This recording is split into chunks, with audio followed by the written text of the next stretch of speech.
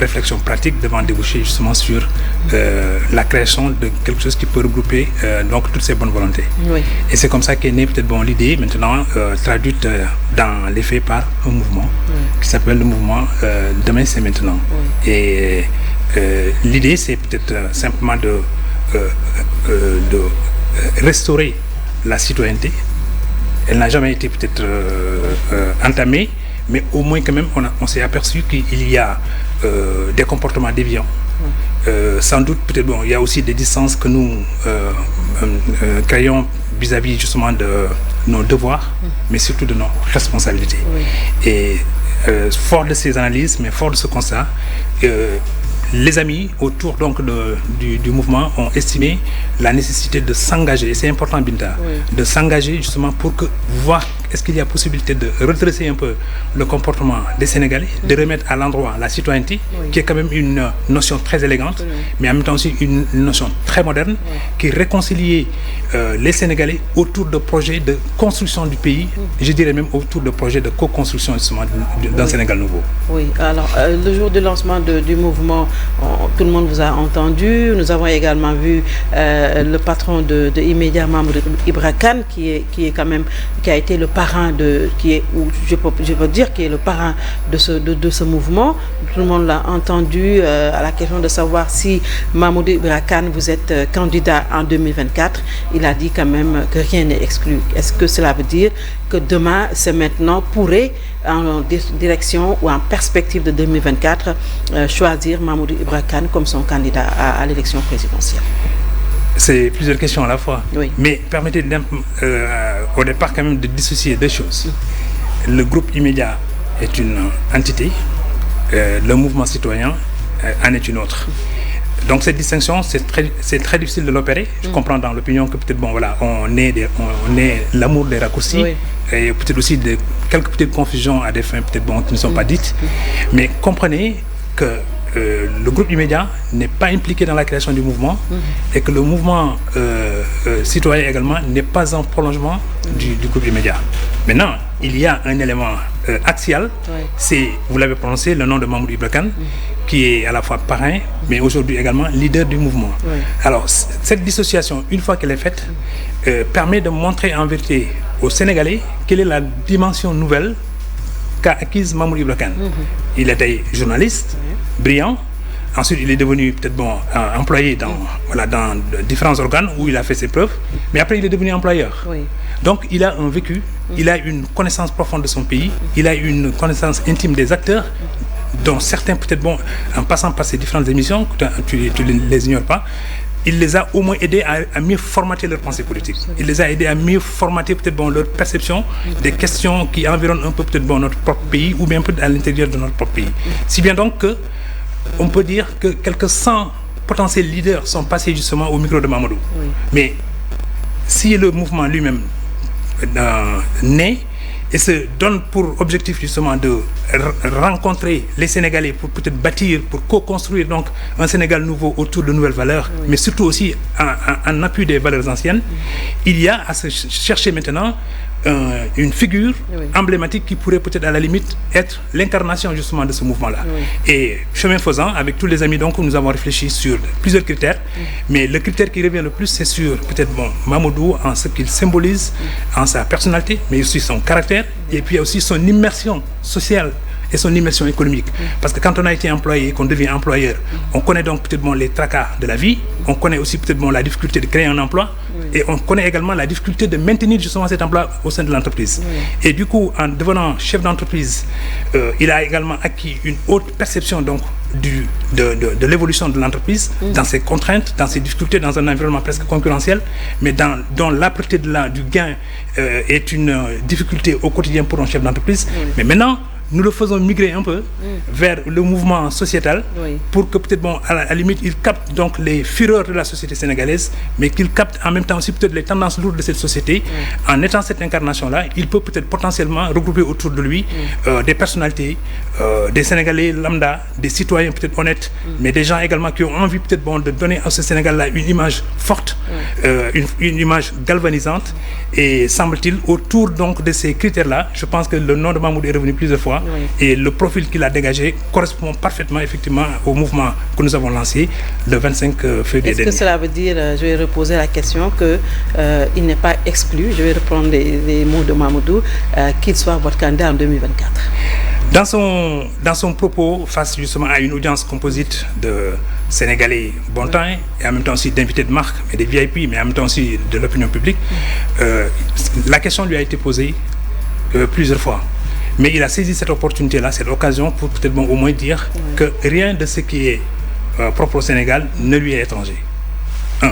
Deuxièmement, il dit je n'exclus rien, mais le mouvement non plus n'exclut rien. Pourquoi nous le disons? Simplement parce que peut-être, vous savez, ces histoires de candidature, à un moment donné, c'est le contexte qui précise ou qui apprécie. C'est le contexte également qui exerce justement une certaine pression sur les gens dotés d'une grande lucidité pour envisager des engagements ultérieurs. Mais pour le moment, le mouvement se construit et le leader est très proche justement du mouvement et des avatars de la vie sociétale dans ce pays-là, pour ne pas peut-être mélanger les priorités et ensuite être dans une dynamique peut-être de progression du mouvement, de consolider un peu les acquis, mais en même temps aussi peut-être d'avoir en rétroviseur toute la population qui s'est déplacée le 25. Et nous voyons encore les images défiler justement dans nos têtes, où il y a des personnalités, des Sénégalais modestes, des gens venus de l'intérieur, des gens venus peut-être des régions, et même peut-être aussi de la diaspora, sont arrivés pour nous montrer en vérité que ce mouvement, il s'y retrouve. Ils s'y reconnaissent. Pourquoi? Simplement parce que peut-être il y a un appel d'air frais. Il y a un bol d'air frais également qui est en train d'être actionné. Mais mieux, ils pensent qu'il y a une différence qui s'opère en ce moment à travers le mouvement Demain c'est maintenant, parce que ceux qui sont autour ne se projettent pas à l'emporte-pièce, mais c'est des gens qui sont dotés de lucidité, qui ont une vision très grave de la société sénégalaise et qui connaissent également ce que signifie la responsabilité. Oui, quand on entend à travers les discours que tout est pratiquement urgence, nous allons refonder les institutions, nous allons, alors tout le monde a pensé que quelque chose se prépare, quelque chose se trame derrière. Oui, mais nous sommes un mouvement citoyen et nous restons un mouvement citoyen. Mais nous n'excluons rien. Pour le moment, parce que c'est ça aussi qui définit fondamentalement peut-être le mouvement, nous ne sommes pas un mouvement politique. Nous sommes un mouvement citoyen. Pourquoi citoyen, Binta? Si vous regardez aujourd'hui les Sénégalais, nous sommes 17 millions. Nous avons une nation qui a été bâtie justement par les pères fondateurs, mais qui ont sué sang et eau pour peut-être forger cette nation. Regardez peut-être l'histoire du cousinage à plaisanterie. Regardez peut-être aujourd'hui les régions, comment elles sont composites. Si j'interroge un peu votre propre ascendance, je verrai peut-être tout un melting pot, pareil pour moi, pareil pour un autre. Donc ce Sénégal-là, c'est un Sénégal subliminal. Ce Sénégal, il faut le préserver. Mais pour le préserver maintenant, il faut l'interroger, il faut une introspection. Or, le mouvement, avec ses potentialités, mais en même temps aussi avec les hommes qui l'incarnent, avec les hommes et les femmes qui sont à l'intérieur. Et je vous assure, il y a des compétences, mais il y a des individualités, mais il y a aussi des gens de caractère à l'intérieur du mouvement. Donc cette composition et cette addition de talent et de personnalité et de caractère pourra donner peut-être le meilleur de lui-même comme mouvement pour essayer peut-être de poser sur la table des orientations, ne serait-ce que parce que les Sénégalais doivent être au moins consentants sur le fait que la citoyenneté doit être sauvée dans ce pays-là. Binta, savez-vous que de plus en plus, il y a des femmes qui vivent seules avec leurs enfants? Donc, c'est des familles monoparentales qui sont aujourd'hui en train de s'aimer à travers le pays. Quelle est la solution politique à cette situation sociale? Savez-vous qu'il y a des familles où il n'y a plus un seul actif dans la famille? Comment cette famille-là arrive à se débrouiller? Comment cette famille-là arrive peut-être à avoir des revenus qui permettent peut-être de stabiliser et de chauffer la marmite le soir? Donc, ces questions, c'est des questions sociétales, c'est des questions existentielles. Il n'y a pas besoin d'être politique pour peut-être régler ces questions-là, mais il y a lieu peut-être que la citoyenneté soit remise au goût du jour pour permettre à la solidarité d'être restaurée, mais de permettre également aux Sénégalais de ne se focaliser que sur des questions essentielles. Préserver la stabilité de ce pays. Il va falloir être également dans les instances de décision, dans les hautes sphères de décision, pour pouvoir quand même solutionner tous ces maux dont vous faites état. Mais par la citoyenneté aussi, on peut influer justement sur les décisions à prendre. Et je pense que notre leader également, il est un homme influent, c'est assez incontestable. Il est également un homme peut-être qui est à l'écoute, mais qui comprend aussi peut-être les fureurs de la société sénégalaise et les phénomènes peut-être justement qui se combinent. À mon sens, peut-être sa qualité peut-être d'homme, devrais-je dire peut-être d'un homme de situation, lui permet sans doute d'entrer dans les foyers religieux. Et là, je l'ai accompagné souvent et j'ai vu peut-être quel est l'accueil qui lui est réservé justement en termes d'hospitalité dans les milieux religieux. Mais le clergé, récemment également, nous avons été voir l'archevêque Benjamin Ndiaye. Mais donc, tous ces aspects-là montrent qu'en vérité, il y a une forte aspiration à la personne de Mamadou.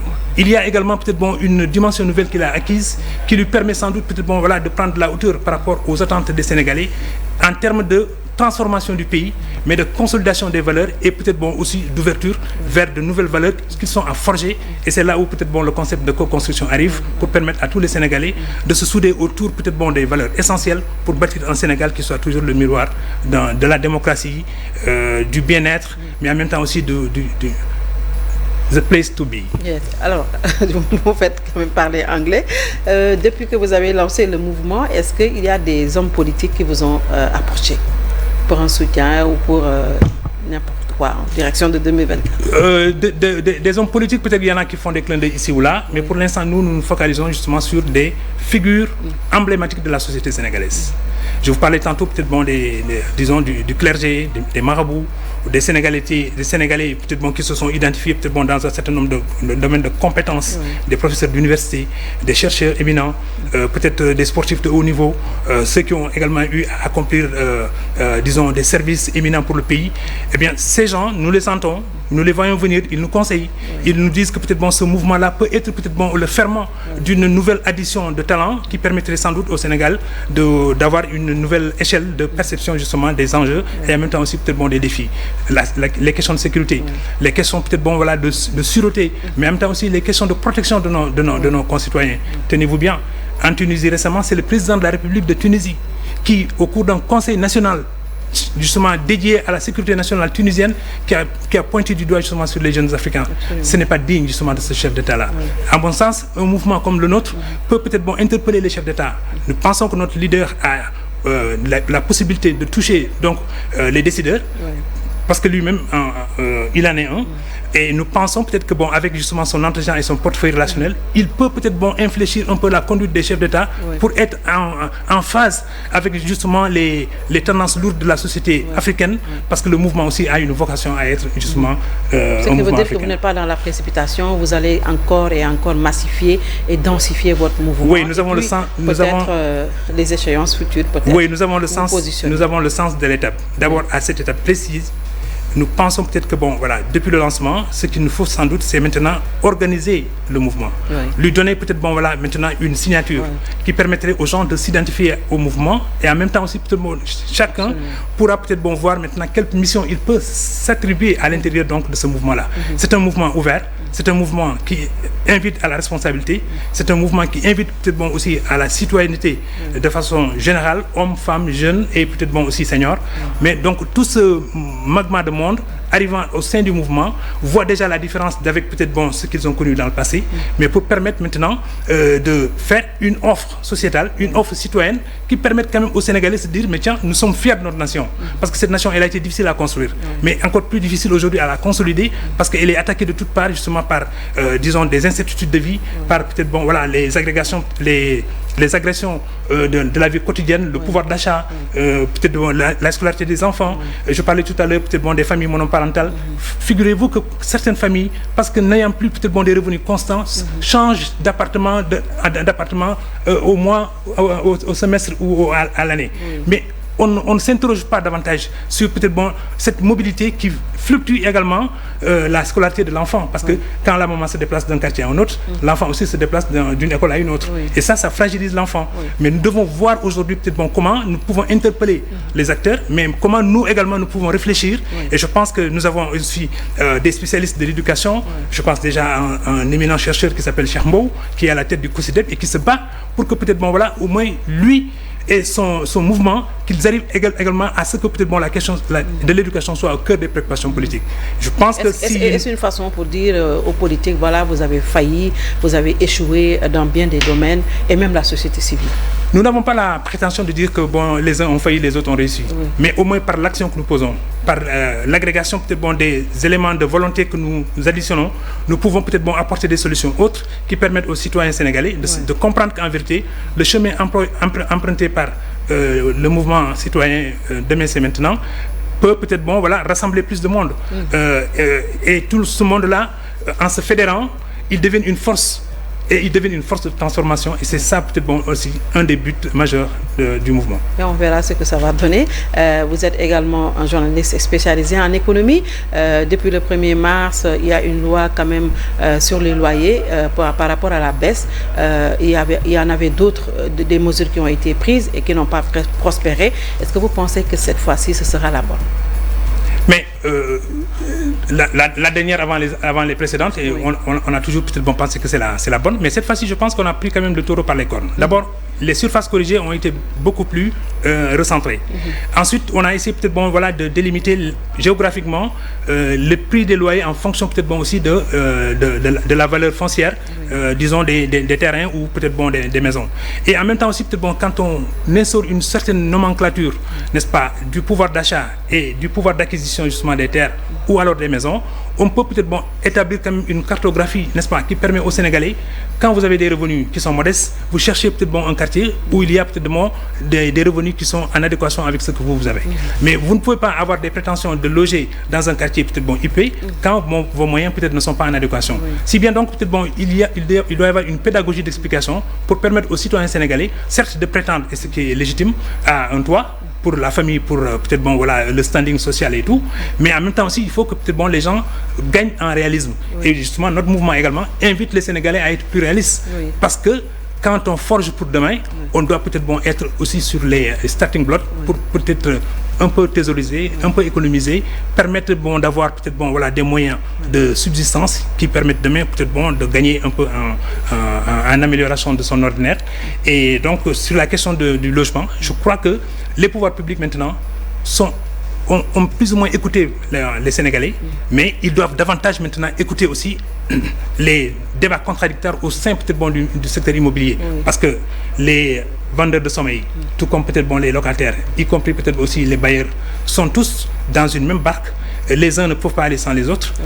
Donc il y a une combinaison de... L'État qui prend quand même des mesures qui frisent un peu la dictature quand même envers les bailleurs, sans mesure d'accompagnement, est-ce que également là aussi ça ne peut pas poser problème, parce que quand même on ne peut pas imposer à quelqu'un qui a contracté des dettes par-ci par-là, dans ce contexte de cherté extrême, et lui imposer quand même des baisses? Oui, à mon sens, il y a lieu peut-être de poser le vrai débat sur cette question-là, mais en même temps aussi peut-être d'interroger l'avenir. Parce que si vous regardez peut-être sur l'axe triangulaire Dakar, Mbour et Dakar-Thiès, vous voyez que peut-être il y a un déplacement de la population urbaine vers justement ces centres-là qui aujourd'hui polarisent un peu l'attention de ceux qui veulent peut-être trouver ailleurs un chez-soi. Alors si bien donc en y allant, ils peuvent diminuer peut-être aussi le coût locatif sur Dakar, et ils peuvent permettre également de renchérir probablement ces destinations nouvelles, surtout celles qui longent peut-être Mbour avec peut-être la petite côte et les infrastructures qui y allant, l'aéroport également se déplaçant, peut-être Diamniadio qui devient maintenant une nouvelle polarité urbaine. Tout ceci montre qu'effectivement il y a des dynamiques qui permettent sans doute de voir qu'il y a d'autres zones qui peuvent maintenant émerger pour non seulement compenser la cherté du loyer à Dakar, mais en même temps aussi peut-être battre Dakar même à plat couture. Figurez-vous, je connais un quartier à Nairobi où peut-être les riches y habitaient, mais à un moment donné peut-être la pollution sonore, la pollution peut-être des voitures et autres a fait que ces gens, quand bien même ils détenaient des moyens assez conséquents, ils ont fini peut-être maintenant par se délocaliser en dehors de Nairobi. Si bien donc peut-être le centre de Nairobi est devenu peut-être un centre quelconque, les gens ne pouvaient plus peut-être habiter Nairobi parce qu'il y a une décentralisation, mais il y a aussi une déconcentration. Dakar aussi peut-être est probablement dans le viseur pour éviter peut-être maintenant qu'il y ait une saignée, et en même temps aussi peut-être non pas une flambée des prix, mais peut-être une déflation des prix de l'immobilier dans Dakar.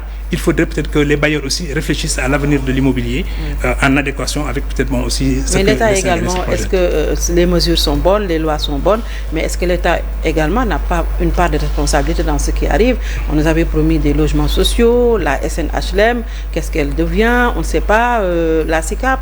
Est-ce que l'État ne gagnerait pas à renforcer quand même ces sociétés si, parce que surtout que ces deux institutions que tu viens de nommer, avec aussi peut-être d'autres qui sont venus s'y ajouter, il y a il y a un patrimoine, il y a un acquis, il y a une expérience, il y a un vécu. Et beaucoup de pays, j'en cite peut-être le Ghana, la Côte d'Ivoire et peut-être dans une moindre mesure le Burkina Faso, sont venus s'inspirer du modèle immobilier sénégalais pour peut-être essayer de se projeter dans leur propre chez eux. Donc nous avons un capital d'expérience qui peut peut-être aujourd'hui être intéressant. Mais ces sociétés-là, la SNHLM, la SICAP, qui sont par exemple de vieilles institutions immobilières, peuvent être peut-être aujourd'hui ressollicitées à nouveau pour participer peut-être à l'éclosion d'une nouvelle politique immobilière qui permettrait aux Sénégalais d'y accéder avec un peu de facilité, avec des conditions en douceur. Et sans doute, peut-être tout le monde ne peut pas être logé, mais peut-être aussi la grande majorité des Sénégalais qui veulent avoir un toit, mais peut-être s'ils ont les moyens et s'ils s'organisent, ils peuvent avoir accès au toit, mais surtout aussi avec l'aide des banques. Donc moi, je ne vois pas les bailleurs être dans un refus catégorique, alors que peut-être il y a des dynamiques qui s'enclenchent et qui permettent sans doute aux Sénégalais de voir venir l'avenir, comme on le dit. Et je crois que cette réflexion-là, nous-mêmes, nous la prendrons en charge. Merci beaucoup, Mamadou Ndiaye. C'est moi qui te remercie, Binta. Le président du mouvement citoyen Demain c'est maintenant. Vous l'avez lancé il y a de cela quelques jours, samedi dernier. Oui. Mamoudou Ibra Kane est le parrain et nous attendons la suite les questions que les Sénégalais se posent sur la candidature ou pas de Mamoudou Ibra Kane en 2024. En tout cas, nous, les journalistes, nous avons besoin d'un confrère à la tête de ce pays. Peut-être que c'est bien possible. Merci en tout cas d'avoir répondu à notre invitation. Merci d'avoir suivi. Bien le bonsoir.